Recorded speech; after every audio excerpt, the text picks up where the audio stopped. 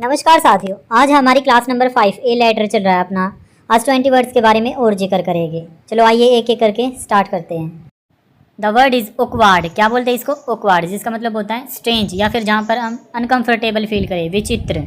अब ओकवार्ड से ही बनाए, देखो ओक से आप औकात को याद रखो। औकात पता है ना, मनुष्य दिखाता है अपनी औकात। और वार्ड आपको पता ही, हॉस्पिटल वगैरह में, हॉस्टल वगैरह में वार्ड होते हैं, ठीक है। तो सोचो कोई बंदा किसी वार्ड में जाके अपनी औकात दिखा रहा है ना, अपना ज़्यादा बिहेव दिखा रहा है औकात से ज़्यादा, ठीक है। तो क्या है, सबको अजीब लगेगा ना, सन की टाइप का लगेगा ना। तो ओकवार्ड का मतलब होता है अजीब, विचित्र, स्ट्रेंज। एग्जाम्पल दे रखा है, there was an awkward silence in the room, यानी जो रूम है उसमें अजीब सी क्या है, साइलेंस है, बिल्कुल अजीब तरीके से, सब अनकंफर्टेबल से हैं वहाँ पे। The word is assist. क्या बोलते हैं इसको? असिस्ट, जिसका मतलब होता है हेल्प करना किसी की। अब आपने बहुत बार सुना होगा कि ये मेरा असिस्टेंट है ना, ऐसे। तो असिस्ट से ही बना है असिस्टेंट, है ना। और असिस्टेंट क्या करता है, हमेशा हेल्प करता है ना अपने मैनेजर वगैरह की, मतलब जिसके भी नीचे वो असिस्टेंट है तो उसकी हेल्प करता है। तो असिस्ट का मतलब होता है हेल्प करना। एग्जाम्पल दे रखा है, he come forward to assist the old man, यानी वो पीछे आया जो ओल्ड मैन था उसकी सहायता करने के लिए। और भी एग्जाम्पल दे रखे हैं, can you assist me with this task, क्या तुम इस टास्क में मेरी सहायता कर सकते हो। तो असिस्ट का मतलब होता है हेल्प करना। The word is agile. क्या बोलते हैं इसको? अजाइल, यानी क्विक इन मूवमेंट, यानी जो फुर्तीला होता है। अजाइल को क्या बोलते हैं? फुर्तीला। अब अजाइल से ही बनाए, इसको तोड़ते हैं हम, A+GILE, जाइल, ठीक है। तो जाइल गिल्ले, गिल्ले यानी इस लड़का है ये, देखो इसके कपड़े गिल्ले हो गए, GILE को आप गिल्ले बोलो, ठीक है। तो क्या हो गया, इसके कपड़े गिल्ले हो गए, ठीक है। फिर ये क्या करने जा रहा है, उसको वॉश करने जा रहा है कपड़े को, अपनी शर्ट ले रखी है ना इसने हाथ में, तो उसको धोने जा रहा है जल्दबाजी से, है ना। तो अजाइल का मतलब होता है जल्दबाजी, फुर्तीला बोल सकते हैं, ठीक है। जैसे the cat is very agile, यानी बिल्ली क्या होती है, बहुत फुर्तीली होती है ना। तो अजाइल का मतलब होता है फुर्तीला।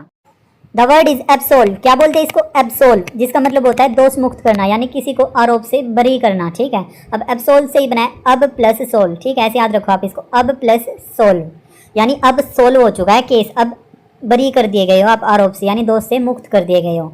एग्जाम्पल दे रखा है, the court absolved him of all charges, यानी अदालत ने उसे सभी आरोपों से मुक्त कर दिया। तो एब्सोल्व का मतलब होता है दोष मुक्त करना या आरोपों से मुक्त करना।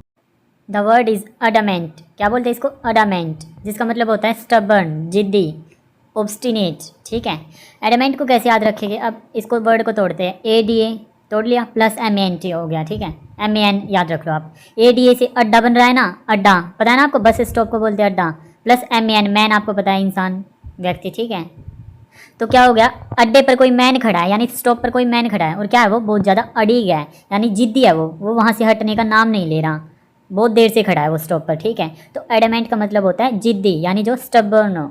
एग्जाम्पल दे रखा है, she was adamant about her decision, यानी उसने जो डिसीजन लिया है वो उसके प्रति जिद्दी है, मतलब वो अपने डिसीजन पे अड़ी गया है। The word is abide. क्या बोलते हैं इसको? अबाइड, जिसका मतलब होता है पालन करना, यानी ओबे। अब देखो अबाइड को तोड़ते हैं हम, आ प्लस बाइड से। बाइड से आप साइड को याद रखो, ठीक है, साइड। तो क्या बोल रहा है ये लड़का इसको कि साइड हो जा तू, यानी ऑर्डर दे रहा है ना, तो क्या कर रहा है वो, इसकी बात का पालन कर रहा है, वो साइड हो जाता है ना। तो साइड होने के लिए बोला उसने, और क्या किया उसने, उसकी बात का पालन किया ना। तो अबाइड का मतलब होता है पालन करना। एग्जाम्पल लिखा है, you must abide by the rules, तुम्हें रूल्स का पालन करना होगा। The word is adjourn. क्या बोलते हैं इसको? एडजोर्न, जिसका मतलब होता है पोस्टपोन करना, यानी स्थगित करना।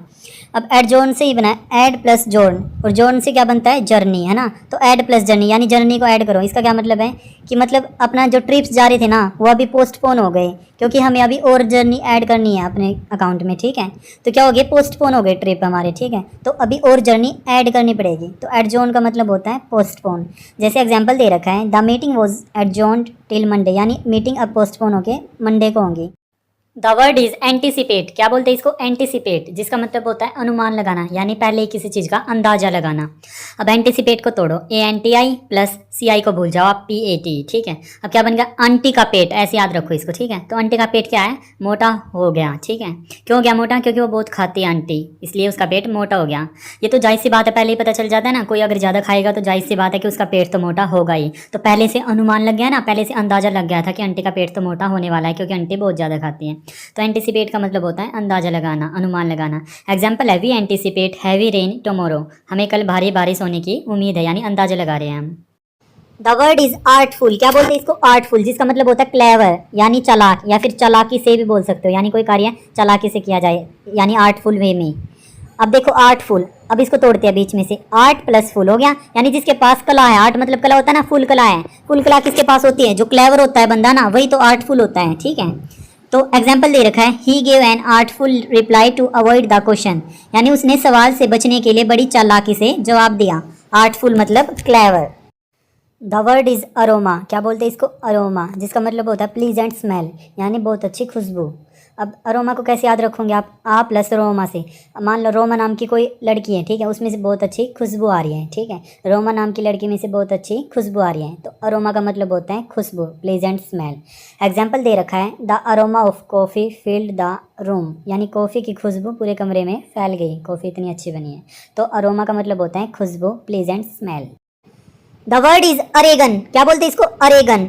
अब देखो इसकी प्रोनाउंसिएशन कैसी लग रही है, अरे गन, गन यानी बंदूक, अरे उसके पास गन है, तो ऐसे याद कर लो आप, ठीक है, उसके पास गन है। अगर किसी के पास गन है तो क्या है, विदाउट लाइसेंस, तो उसको आरोपी ठहराया जाएगा पुलिस द्वारा ना, तो आरोपी ठहराना, अरेगन का मतलब होता है आरोपी ठहराना।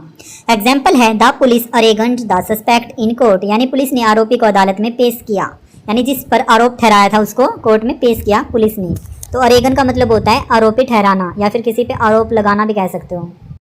द वर्ड इज एट्रीब्यूटेड, क्या बोलते हैं इसको, एट्रीब्यूटेड, जिसका मतलब होता है किसी को रिस्पॉन्सिबल ठहराना या किसी को कारण मानना किसी भी चीज़ का, ठीक है। अब एट्रीब्यूटेड को तोड़ते हैं हम, ए प्लस ट्री प्लस ब्यूटेड से आप ब्यूटी याद रखो, बूटी, ठीक है, तो आ प्लस ट्री, यानी ट्री की बूटी है ना, जो बीमारियों में हेल्पफुल होती है ना, बहुत सारे पेड़ की जो जड़ी बूटियाँ होती है हेल्पफुल होती है ना बीमारियों में, यानी बीमारियों के लिए, बीमारियों को ठीक करने का कारण बनती है वो ना, कॉज्ड बनती है, कॉज्ड।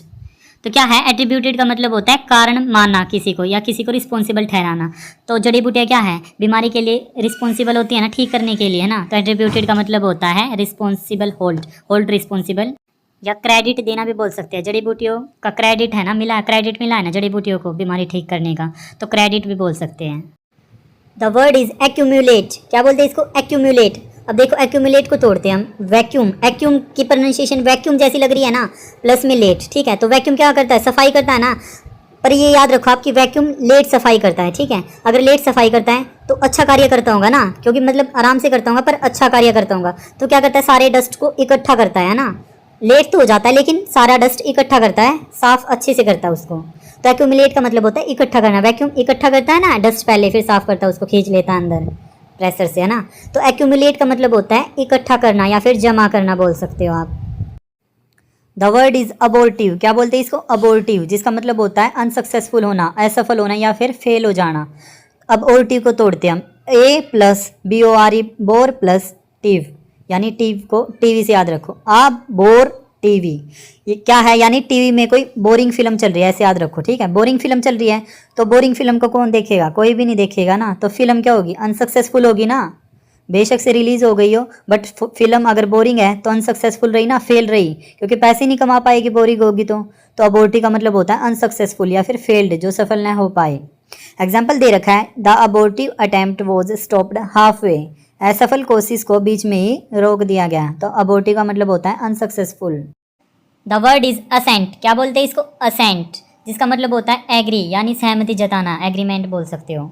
अब एसेंट को बीच में से तोड़ो, A S plus S E ant sent हो गया ना, तो एस नाम का कोई सेंट है, जैसे कि पिक्चर में दिखाई दे रहा है आपको, ये क्या है, मतलब ये परफ्यूम, ये जो सेंट है बहुत अच्छी महक आती है इसमें से, ठीक है, लगाने के बाद आती है। तो वो बंदा बोल रहा है हाँ कि मैं आपकी बात से एग्री हूँ कि ये वाकई में बहुत अच्छा सेंट है, इससे बहुत अच्छी महक आते हैं। तो क्या हुआ, वो एग्री हुआ ना, यानी वो सहमति जताई उसने सेंट के प्रति, है ना, उस इंसान के प्रति सहमति जताई सेंट के लिए। तो एसेंट का मतलब होता है सहमति, एग्री। एग्जाम्पल दे रखा है, she gave her assent to the plan, यानी उसने योजना को अपनी सहमति दी।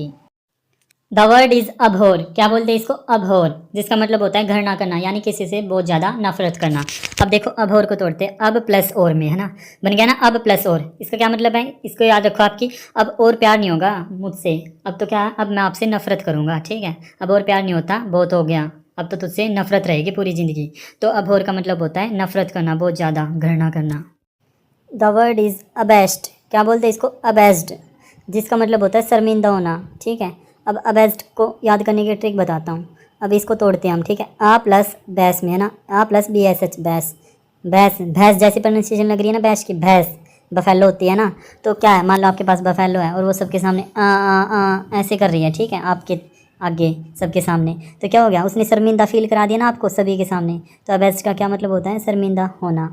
एग्जाम्पल लिखा है, he felt abased after making a mistake in front of everyone, यानी गलती करने के बाद उसे सभी के सामने क्या हुआ, शर्मिंदगी महसूस हुई। तो अबेस्ड का मतलब होता है शर्मिंदा होना।